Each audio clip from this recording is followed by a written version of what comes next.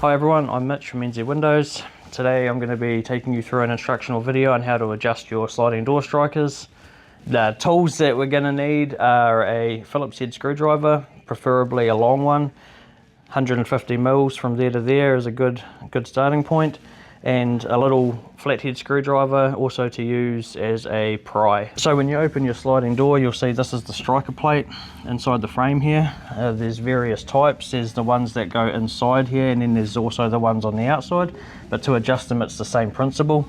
So to wind the striker out, you're going to put your Phillips head screwdriver into the top screw, then the bottom screw, winding anti-clockwise, and then the middle screw just to keep tension on that outside striker plate.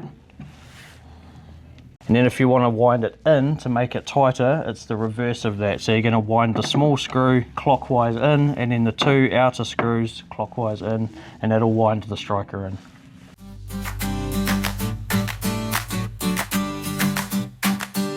So in this video, you'll see that this particular instance, the door is touching at the top and not at the bottom, which means that this roller either needs to be wound so that it lifts the door up, or this roller on this side down to drop the door down.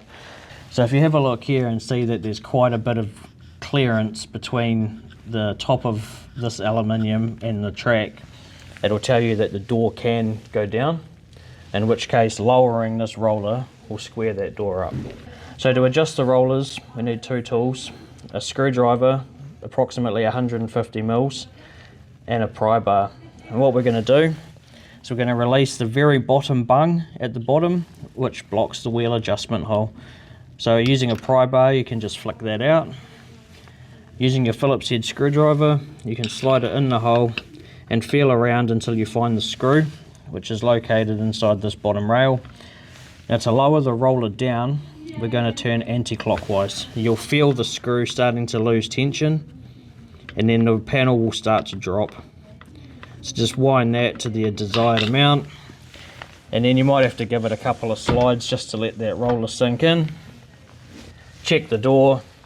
If it needs more, give it a little bit more. So if the sliding door panel needs to be lifted up, it's basically the same as what we just did with lowering it down, only we're going to be requiring a second person. If we bring in Kristen here.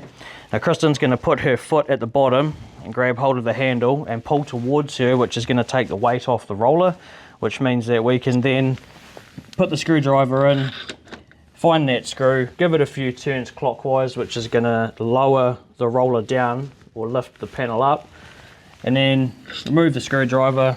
Kristen can let go, and then we can check it, make sure everything lines up, close it. If it locks easy, job done. You'll be able to have a look, see that everything's sitting nice and square, and you're away.